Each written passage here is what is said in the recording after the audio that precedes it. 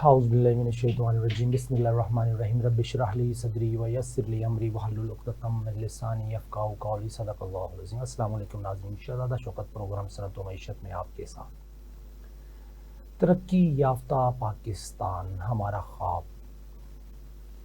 अल्लामा इकबाल ने ख्वाब देखा कि पाकिस्तान का ख्वाब। कायद-ए-आज़म ने उस ख्वाब को पूरा करने के लिए और मुस्लिम लीग ने पूरा करने के लिए सरतोड़ कोशिश की, कुर्बानियाँ दी और लाखों कुर्बानियों के बाद 14 अगस्त 1947 को अल्लाह ताला ने हमें एक पाकिस्तान का टुकड़ा दे दिया। क्या ये वो पाकिस्तान है? आज 79th बर्थडे गुजरी इनकी पिछले दिनों, तो उसमें आप देखें कि पाकिस्तान, क्या ये वही पाकिस्तान है जिसका ख्वाब हमारे बड़ों ने देखा, जिसकी कुर्बानियाँ दी गई, लाखों लोगों ने अपनी शहादतें दी, अपने घर बार छोड़े, हिजरत की, फ़ौरन ताकत जो हमारे यहाँ मुसल्लत थी उससे जान छुड़ाई, लेकिन क्या उसका कोई फ़ायदा हुआ? क्या इस्लाम पाकिस्तान में नज़र आ रहा है? क्या पाकिस्तान में इस्लाम नज़र आ रहा है?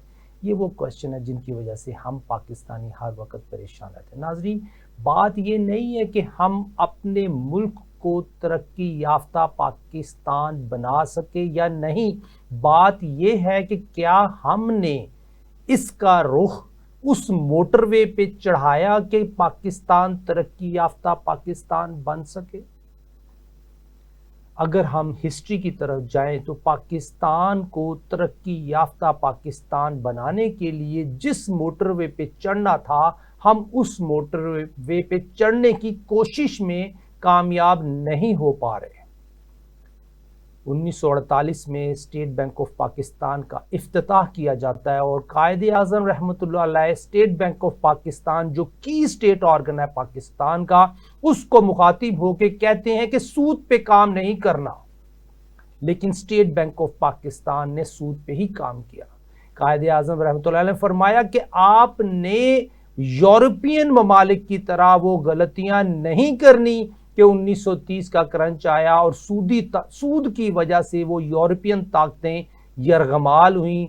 जंग अजीम दोयम में वो सारी की सारी सिचुएशन आपके सामने है, लेकिन हम Pakistani state Bank of Pakistan के हाथों यरगमाल हो गए।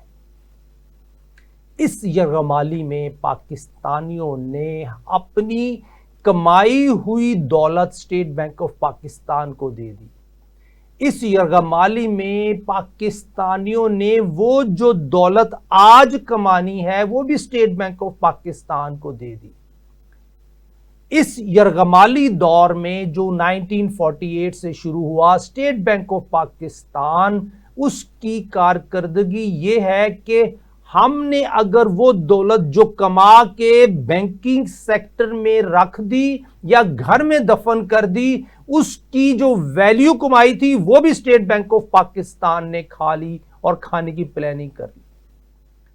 उसी की मिसाल देता हूं मैं हमेशा कि अगर 10 रुपए का डॉलर था, 1 लाख डॉलर कमाया, 10 लाख रुपए की सेविंग की और उस सेविंग में government of Pakistan, state Bank of Pakistan की मॉनेटरी पॉलिसी के तहत जब करेंसी डीवैल्यू कर दी तो वो 10 रुपए का डॉलर 300 रुपए के करीब आज है। वो 1 लाख डॉलर 3000 डॉलर बन गया। 97,000 dollar state Bank of Pakistan और उसके साथ मिली हुई पॉलिसियों की वजह से, उसके तहत पॉलिसियों की वजह से वो गवर्नमेंट ऑफ पाकिस्तान और स्टेट बैंक ऑफ पाकिस्तान और IMF, वर्ल्ड बैंक और डॉलर होल्डर को चला गया।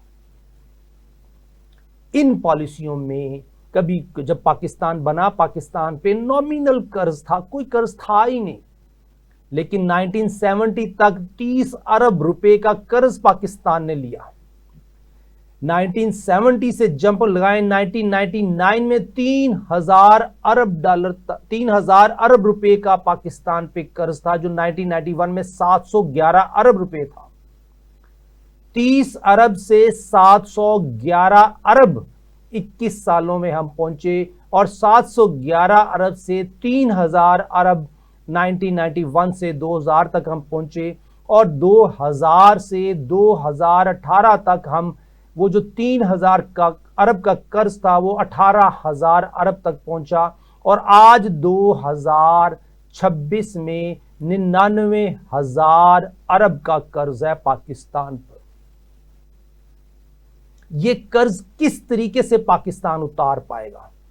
और दुख की बात यह है कि स्टेट बैंक ऑफ पाकिस्तान और मिनिस्ट्री ऑफ फाइनेंस अपनी परफॉर्मेंसेस दिखाते हैं और अपनी परफॉर्मेंसेस में छुपी हुई एडवर्स परफॉर्मेंसेस पाकिस्तानियों को नहीं बताते, क्योंकि उसमें उनका पॉलिटिकल फायदा है, सियासी फायदा है, समाजी फायदा है कि जी हमें राज नहीं उगलने। पाकिस्तान के ऊपर इस साल जो हमने बजट दिया है उसके तहत पाकिस्तान की हिस्ट्री का सबसे ज्यादा हमने डिमांड फॉर ग्रांट्स के तहत अप्रूव की है पेमेंट, जो कि 51,000 अरब रुपए है। अगर इसमें प्रोविंशियल शेयर डाल दें 51,000 अरब में, तो तकरीबन 10,000 अरब से ज्यादा का प्रोविंशियल शेयर है, तो ये 61,000 अरब के खर्चे हैं। अगर सूबों की इनकम मिला लें, को 5-10 हजार वो भी डाल लें, तो 70,000 बिलियन 70,000 अरब के खर्चे ये जो हमारी गवर्नमेंट है इन्होंने इस साल में खर्च करने हैं। और गवर्नमेंट ऑफ पाकिस्तान की, फेडरल गवर्नमेंट की जो इनकम है वो है 19,000 अरब। 19,000 अरब में से 61,000 अरब के कर्जे हैं गवर्नमेंट ऑफ पाकिस्तान के तकरीबन, जिसमें 51,000 अरब डिमांड फॉर ग्रांट्स हैं और तकरीबन 10,000 के करीब जो हमारे प्रोविंशियल शेयर हैं एनएफसी अवार्ड के तहत। अब अगर आप इस सिचुएशन को देखें नाजरीन, सिर्फ एक बात आपने मलूज़े खातिर रखनी है कि जिस मुल्क में जिस घर की इनकम 19,000 हो उसका खर्चा 61,000 हो, वो कैसे सरवाइव करेगा? और ये मिनिस्ट्री ऑफ फाइनेंस नहीं बताती कि 19,000 क्यों हम बताते हैं और 61,000 क्यों नहीं बताते, क्योंकि उनको पता है कि जब हमने ये राज अफशां कर दिया तो हमारे लिए सर्वाइवल नामुमकिन होगा। स्टेट बैंक ऑफ पाकिस्तान जो कभी लॉस पे चलता था, आज से चंद साल पहले उसकी बैलेंस शीट में लॉसेस थे, लेकिन आज वो अरबों खरबों रुपयों का प्रॉफिट में है। उसकी वजह सिर्फ और सिर्फ सूदी पॉलिसीज हैं जिसको उसने प्रमोट किया, जो 25, 28, 30% तक आम कंज्यूमर ने पे किया। क्या स्टेट बैंक ऑफ पाकिस्तान उन पॉलिसीज पे अमल कर रहा है जिनकी वजह से तरक्की याफ्ता पाकिस्तान हम हासिल कर सके? उसका जवाब है कि मिनिस्ट्री ऑफ फाइनेंस कहती है कि State Bank of Pakistan autonomous अदारा है, इसने ये अकाउंटेबल नहीं है, इसने सिर्फ अपनी बैलेंस शीट प्रिंट करनी है। व्हाटएवर पॉलिसीज वो पाकिस्तान के खिलाफ हैं, वो इस्लाम के खिलाफ हैं, वो पाकिस्तानियों के खिलाफ हैं, वो बैलेंस शीट प्रिंट की जाएगी और पार्लियामेंट में सबमिट की जाएगी। पार्लियामेंट में सबमिट करने के बाद उस पर बात हो सकती है कि जी स्टेट बैंक ऑफ पाकिस्तान क्या कर रहा है और उसकी वजह से क्या क्या पाकिस्तानियों को नुकसानात उठाने पड़ते हैं। पार्लियामेंट, जाहिर बात है पॉलिटिकल में पॉलिटिकल लोग बैठे हैं, इस तरह के टेक्नोक्रेट्स नहीं बैठे, फाइनेंशियल इकोनॉमिस्ट नहीं बैठे, तो कोई ऐसा सवाल हो ही नहीं सकता उनसे जो कि टेक्निकल ग्राउंड्स में स्टेट बैंक ऑफ पाकिस्तान की पॉलिसीज को नॉक डाउन कर दे। किस तरीके से पाकिस्तान को हम तरक्की याफ्ता पाकिस्तान बना सकते हैं, यही हमारा आज का टॉपिक है। कि जिस वक्त 19,000 अरब या 20,000 अरब की इनकम पे 61,000 अरब का बोझ होगा खर्चों का, तो वहां पे मसाइल बढ़ेंगे, कम नहीं होंगे।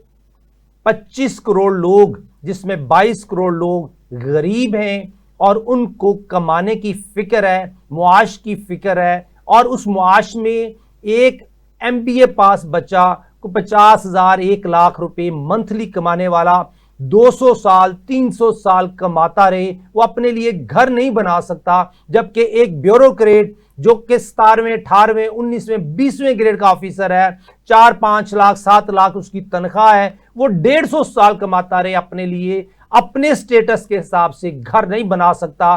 तो इस सिचुएशन को समझ लीजिए कि जो ब्यूरोक्रेट्स बैठे हुए हैं वो किसी न किसी मकसद के तहत बैठे हुए हैं, या वो अपना स्टेटस एंजॉय करने के लिए बैठे हुए हैं। रूलिंग एलीट के लोग जो कि अरबपति खरबपति फैमिलीज हैं, वो सैलरी के लिए नहीं बैठे, वो स्टेटस को में बैठे हैं कि पॉलिसीज को प्रमोट किया जाए, कि उनका पर्सनल कारोबार, उनका फैमिली का कारोबार, उनके ग्रुप का कारोबार बढ़ता रहे। और दूसरी तरफ वो ब्यूरोक्रेट जो नीचे से आया, जिसकी सिर्फ सैलरी पे रिलायंस है, उसके लिए मुमकिन ही नहीं है कि वो अपने लिए हलाल की इनकम, अपने लिए हलाल की सैलरी में से अपने लिए घर बना सके। इन दो बातों को मद्देनजर रखते हुए नाजरीन, हमने हल की तरफ जाना है कि ऐसी इकोनॉमी जिसमें कि हम सरवाइव कर रहे हैं, 12,000 13,000 अरब के करेंसी नोट्स हैं, 55,000 अरब का डोमेस्टिक डेट है, कि वो जो domestic debt government of Pakistan 4 मरतबा वापस करे तो करेंसी नोट के बराबर, करेंसी नोट के बराबर तो हमारा वो सेटल होता है।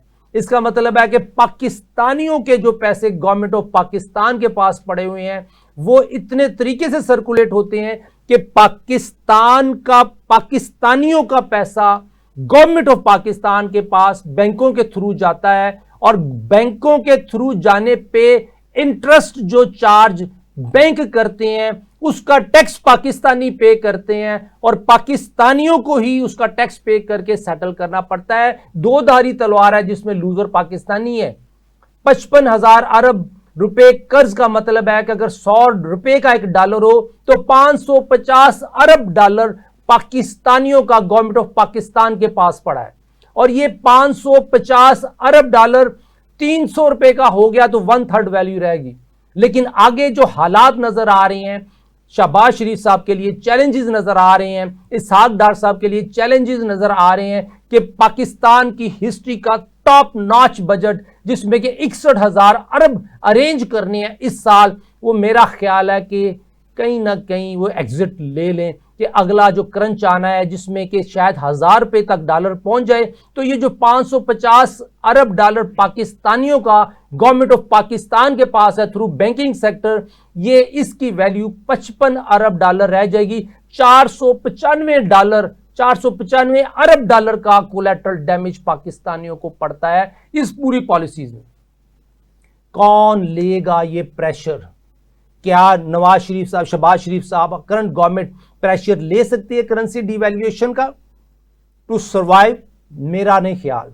हमेशा हमने देखा है कि जब भी कोई क्रंच आने वाला है, जो पॉलिटिकल गवर्नमेंट है, पॉलिटिकल पार्टी है, वो एग्जिट ले लेती है कि आने वाली गवर्नमेंट के ऊपर ये नजरा गिर जाए कि ये तो उन्होंने किया।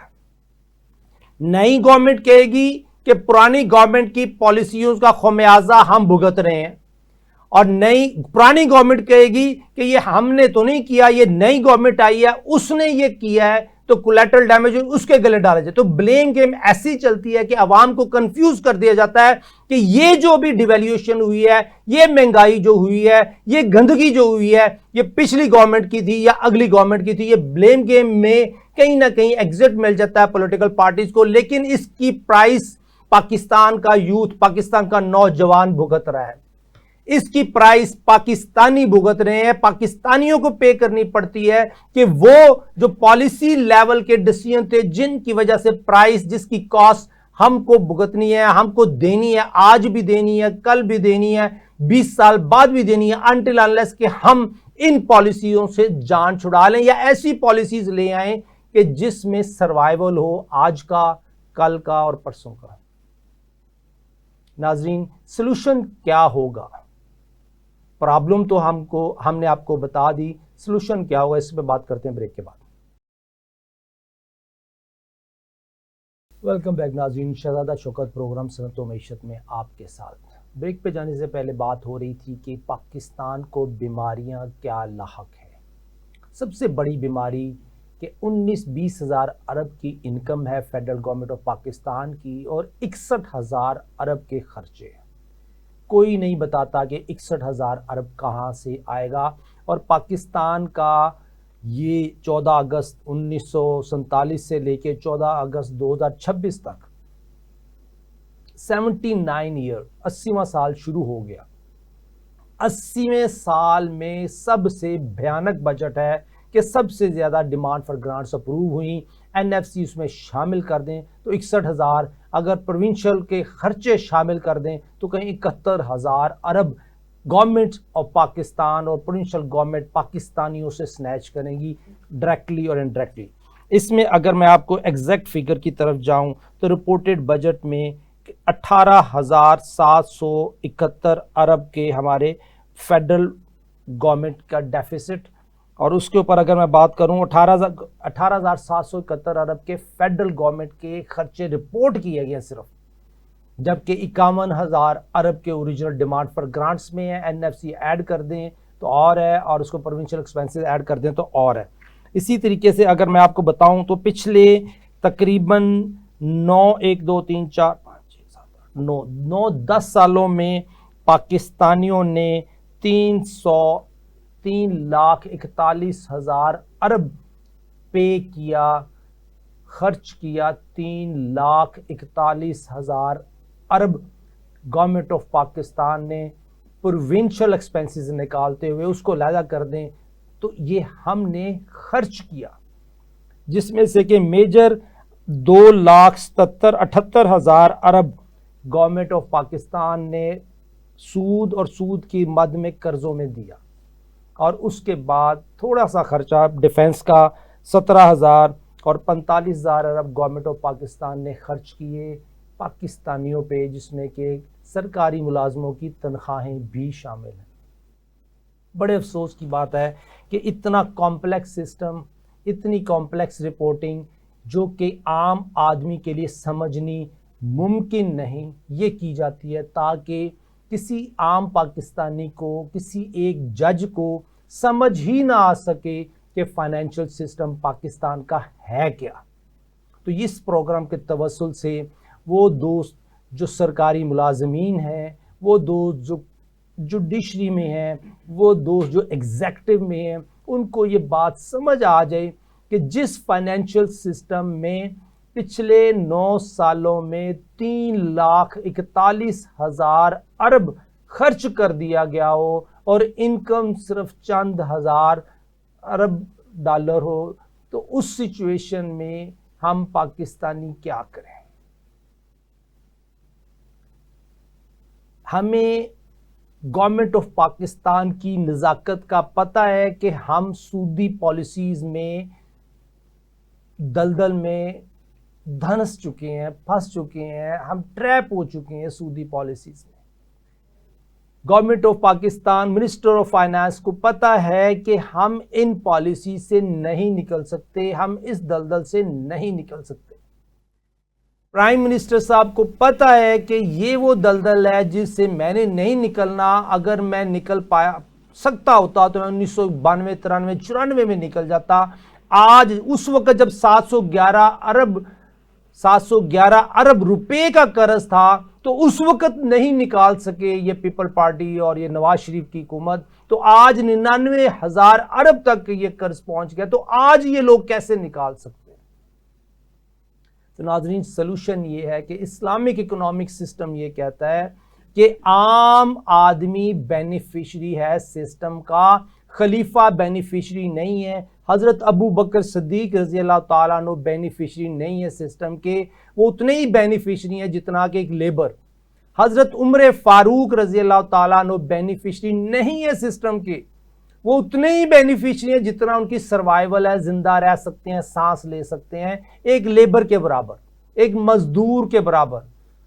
हज़रत उस्मान गनी जो कि एक अमीर ताजिर थे, वो भी बेनिफिशरी नहीं है सिस्टम के। अगर वो खलीफा बन गए हैं, वो बेनिफिट नहीं उठा सकते।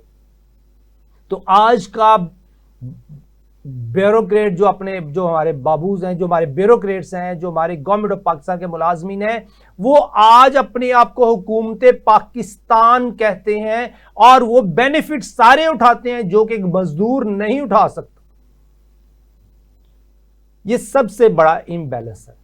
इम्बैलेंस रहता है, कोई एक अमीर है, कोई गरीब है। सिस्टम, इस्लामिक इकोनॉमिक सिस्टम इजाजत देता है कि कोई अमीर है तो कोई मसला नहीं है, कोई गरीब है तो इस सिचुएशन के लिए ज़कात का सिस्टम है, इस सिचुएशन के लिए सदके का सिस्टम है, इस सिचुएशन को हैंडल करने के लिए सर्कुलेशन का सिस्टम है। क्या पाकिस्तान में वेल्थ सर्कुलेशन है? हम सबको पता है कि पाकिस्तान में वेल्थ सर्कुलेशन सिर्फ बैंकिंग सिस्टम के लिए है। पाकिस्तानियों के लिए वेल्थ सर्कुलेशन नहीं है। एफबीआर और स्टेट बैंक ऑफ पाकिस्तान दोनों ऐसे इदारे हैं जो कि वेल्थ सर्कुलेशन में सबसे बड़ी रुकावट है। उस एफबीआर का दोस्त यह कहता है कि पाकिस्तानी चोर है। क्या वही एफबीआर का ऑफिसर एक कारोबार करके दिखा दे कि यह कारोबार मैं करता हूं जो एफबीआर की पॉलिसीज हैं, तो हम कहते हैं हां यार आप कारोबार कर लें, आप एफबीआर की नौकरी छोड़ दें। एफबीआर की नौकरी में रहते हुए आपको नहीं पता कि कारोबारी लोगों की क्या मुश्किलात है। जिस दिन एक ताजर की मुश्किल को एफबीआर के एम्प्लॉइज ने स्टेट बैंक ऑफ पाकिस्तान के एग्जीक्यूटिव बोर्ड में बैठे हुए एक डायरेक्टर ने समझ लिया, उस दिन उनको पता चलेगा कि ताजर की परेशानी है क्या, एक इंडस्ट्रियलिस्ट की पाकिस्तान में परेशानी है क्या, एक फॉरेन डायरेक्ट इन्वेस्टर पाकिस्तान में अपनी इंडस्ट्री नहीं लगा सकता, उसकी परेशानी है क्या।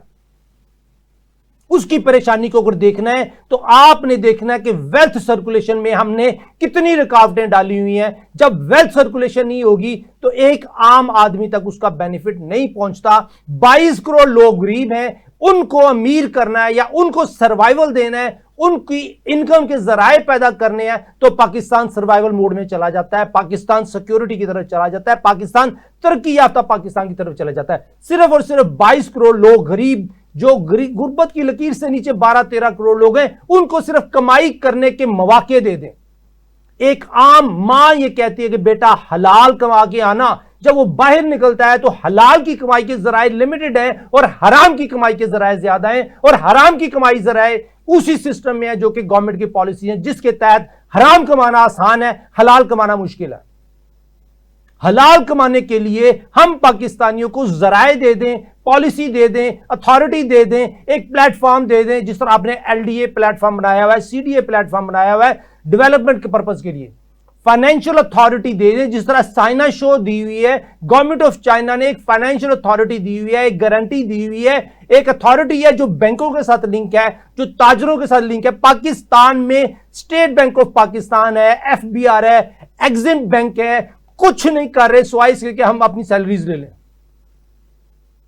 हमें चाइना शोर पर्पज उस लेवल पे एक अथॉरिटी चाहिए जिसके तहत बैंकिंग सिस्टम हो, फाइनेंशियल सिस्टम हो, और दूसरी तरफ जो रियल ट्रेड है, जो ताजर हैं, उनको एक दूसरे के साथ लिंक करके वो जो पाकिस्तान जो ज्योग्राफी की पोजीशन है, पाकिस्तान की आइडियल स्ट्रेटेजिक पोजीशन है, उसको बेनिफिट अवेल करते हुए पूरी दुनिया में छा सकता है।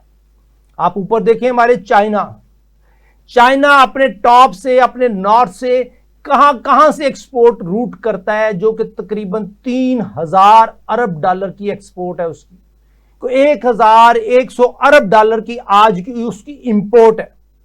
पाकिस्तान इस एज पे बैठा हुआ है, ये 4-5 हजार अरब डॉलर का वॉल्यूम है। अगर पाकिस्तान 10% भी इसका मार्केट शेयर ले ले तो ये 400 अरब डॉलर की ट्रेड बनती है, जो कि इधर से पाकिस्तान सी पैक की तरफ से रूट हो सकती है। सी पैक जो इस वक्त हमारे लिए लायबिलिटी बन चुका है, ये एसेट बन जाएगा अगर हम 10% ऑफ चाइनीज ट्रेड को अपना मार्केट शेयर बना लें और हम ऐसी पॉलिसी ले आए, ऐसी पॉलिसीज क्रिएट कर लें कि वो ट्रेड जो चाइना दूसरे रूट से करता है इस कॉरिडोर से करे, जिसको सी पैक 2 कहा जाता है, जिसको ग्वादर और पाकिस्तानी पोर्ट्स के थ्रू चाइना को लिंक किया जा सकता है। इस सिचुएशन के लिए सिर्फ 3 पॉलिसी चाहिए। फाइनेंशियल पॉलिसी चाहिए, और उसके साथ एक इंपोर्ट री एक्सपोर्ट पॉलिसी चाहिए, और उसके साथ बैंकिंग सेक्टर को लिवरेज चाहिए। जिस तरह डिजिटल आरएमबी है कि लिवरेज आ गया कि मैं आरएमबी होल्डर हूं, मुझे कोई टेंशन नहीं है डॉलर लेने की, मुझे कोई टेंशन नहीं है रुपी लेने की, मैं डिजिटल आरएमबी में सेटलमेंट कर दूं, उसी वक्त क्लिक, जिस तरह जैज कैश क्लिक हुआ, मैंने क्लिक किया, मेरी पेमेंट चली गई, मैं इंपोर्ट कर रहा हूं, मैं एक्सपोर्ट कर रहा हूं, मुझे कोई ना पूछे। मैंने चाइना से इंपोर्ट की और जीसीसी को एक्सपोर्ट कर दी, आपको क्या एतराज है इस पर? मैंने लॉजिस्टिक दिया, मैंने ट्रेड रूट पे टैक्सेस दिए, मैंने तवान दिया, मैंने वेयर हाउसिंग चार्जेस दिए, मैंने बिजली के बिल दिए, मैंने आपको रोजगार दिया, मैंने गुड्स यहां पार करके आपकी इकोनॉमी को बूस्ट किया, मैंने अपनी वर्किंग कैपिटल यहां रख के inventory working capital indirect investment Pakistan को दी as a foreign direct investor. आपको क्या एतराज है? गवर्नमेंट ऑफ पाकिस्तान को क्या एतराज है इस चीज पे कि अगर चाइनीज एक्सपोर्टर पाकिस्तान में अपना हब बनाते हैं और इसको री एक्सपोर्ट करते हैं जीसीसी में, या आपको क्या एतराज है कि पाकिस्तानी कंपनी पाकिस्तान में बैठे हुए चाइना से इंपोर्ट करती है और री एक्सपोर्ट कर देती है पूरी दुनिया को? पाकिस्तान में बैठे हुए हम इंपोर्ट करते हैं वो चीजें जो चाइना की रिक्वायरमेंट है और री एक्सपोर्ट कर देते हैं चाइना। आपको क्या एतराज है इन पॉलिसीज पे? क्योंकि सिर्फ अगर आप पाकिस्तानी मुहिब्बे वतन पाकिस्तानी नहीं है तो आपको एतराज है। तरक्की याफ्ता पाकिस्तान अगर देखना चाहते हैं तो आपको डिजिटल आरएमबी जैसी पॉलिसी को लाना होगा। अगर आप तरक्की याफ्ता पाकिस्तान देखना चाहते हैं तो आपको साइनाशोर जैसी एक एसपीवी अथॉरिटी पाकिस्तान में देनी होगी। मिनिस्टर ऑफ कॉमर्स के टेबल में आज भी ITCC authority, international trade centre and corridor authority, एक प्रपोज ड्राफ्ट पॉलिसी पड़ी हुई है।